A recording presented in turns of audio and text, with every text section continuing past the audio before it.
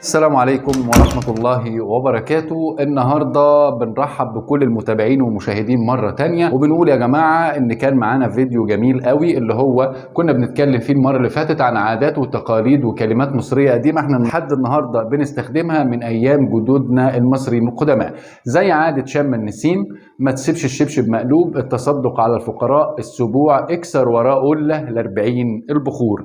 معانا النهاردة فيديو مكمل للجزء الاولاني اللي كنا بنتكلم فيه من عادات وتقاليد وكلمات المصريين القدماء. لو عجبكم الفيديو يا ريت نعمل لايك وسبسكرايب ونفعل زر الجرس. اول حاجه معانا النهارده هي المأذون. حضراتكم هتستغربوا ازاي المأذون؟ يعني هو كان في مأذون ايام المصريين القدماء؟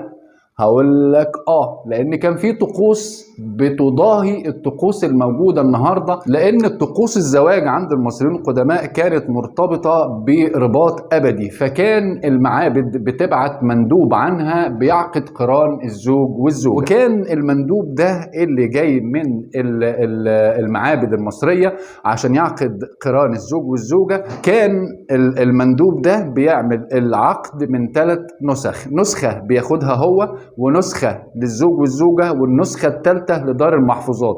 هتقول لي طب هو بياخدها وعرفنا، طب والزوج والزوجة بياخدوها وعرفنا، ليه دار المحفوظات؟ قال لك عشان ما يضيعش حق زوج من الزوجين، ودي كانت عادة مصرية كانت بتستخدم زمان. فاحنا النهاردة هو كان مندوب من المعبد، احنا النهاردة عندنا المأذون وبيعقد قران الزوج والزوجة. من العادات المصرية برضو الجميلة القديمة عندنا الدبلة وخاتم الزواج.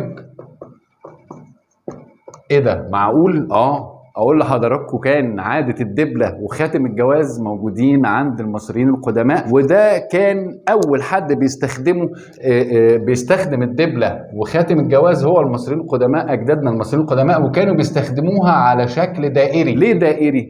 قال لك لان ده رباط مقدس ما بين الزوج، كان معتقدات كده وما زال هو شيء جميل جدا ان ده رباط مقدس ما بين الزوج والزوجه، له لا بدايه له ولا نهايه. عشان كده كانوا بيلبسوا الخاتم او الدبله في الايد اليمين، وبعد الزواج بتتنقل للايد الشمال. والفرق بسيط جدا يا جماعه، احنا بنسميها دبله او خاتم للخطوبه والجواز، لكن هم كانوا بيسموها اجدادنا من المصريين القدماء او المصريين القدماء كانوا بيسموها حلقه البعث، اللي هو خاتم او دبله الجواز كانوا بيسموها حلقه البعث. في عاده برضو من ضمن عادات المصريين القدماء اللي هي عين حورس، ومرتبط بيها على طول وهنتكلم عنها حاجة زي عين حورس. الأجداد من المصريين القدماء كانوا بيستخدموا عين حورس علشان ده بيبعث عليك صحة جيدة وبيبعد الحسد وبيجيب الحظ الحلو، فكانوا دائما بيرتدوا أو بيلبسوا عين حورس، وكان بيبعد عن أسرهم الحيوانات الضالة، لأن المجتمع زمان أو أيام المصريين القدماء غير المجتمع دلوقتي. وكان المصريين القدماء بيلبسوا عين حورس للزينة والجمال، منها برضو من الناحية التانية انهم بيدرأوا بيها اي شر وبيعدوا اي شر عن الاسرة المصرية القديمة. ولو لاحظنا في المومياوات اللي احنا بنشوفها من فترة للتانية بنلاقي ان عين حورس موجودة علشان تحفظ المتوفي عندهم، وكمان عشان تضمن سلامة الجسد بعد ذهابه الى الحياة الابدية. ده كان معتقد عند المصريين القدماء، وتطور الموضوع بقى زمان ودلوقتي انه بيدرأ الشر والحسد. اخر حاجة معانا النهاردة هي مرتبطة بعين حورس اللي هي الخرزة الزرقاء.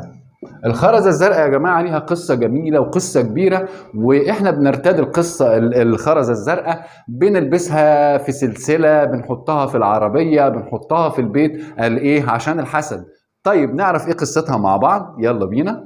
الخرزة الزرقاء كان معتقدها قريب جدا من فكرة عين حورس، زي فكرة ان هو طرد الارواح الشريرة، واللي يبعد الحسد ويبعد العين ويبعد الطاقة السلبية ويجيب طاقة ايجابية من خلال الخرزة الزرقاء. طب ليه عاملينها في شكل خرزة؟ لو لاحظنا ان الخرزة المدورة عاملة زي نن بتاع العين بالظبط، علشان ده فعلا مرتبط بقصة هقولها لحضرتك. القصة بتقول، او المعتقد المصري القديم بيقول ان الاله حورس كان اله السماء، كان بيرمز ليه بالخير والعدل والنماء، والاسطورة قالت ان هو كان بيحارب إله الشر ست، وإن إله الشر ست اغتال أخوه أوزوريس. في قصة بتقول أخوه، قصة بتقول أبوه، مش دي قصتنا. المهم احنا بنروي المعتقد وعايزين نصل في النهاية ليه الخرزة الزرقاء.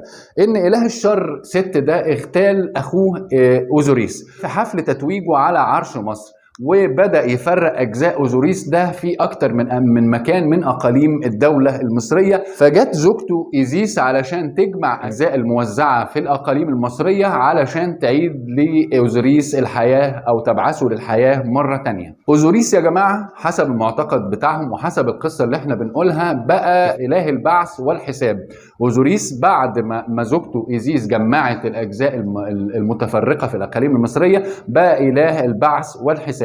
ومن ناحية قالوا إن الخرزة الزرقاء دي هي ابنهم الإله حورس، هو نتاج زواج إيزيس وأوزوريس، ونتاج الزواج بتاعهم هو الإله حورس، وكان يرمز ليه بالخرزة الزرقاء. دي رواية من ناحية. ومن ناحية تانية قالوا إن الإله أوزوريس دخل أو دائم الحرب كان مستمر مع إله الشر ست لحد إله الشر ست ما حصل بينه وبينهم معركة، ففقد أوزوريس عينه اليمين واستبدلت بخرزة زرقاء. حتى لو تلاحظ إن الخرزة هي نفس زي تقريبا نن عين الإنسان، فمن هنا جت الخرزة الزرقاء. والخرزة دي اللي كانت في عين الإله أوزوريس اللي هي الخرزة الزرقاء كان لها قوة خارقة.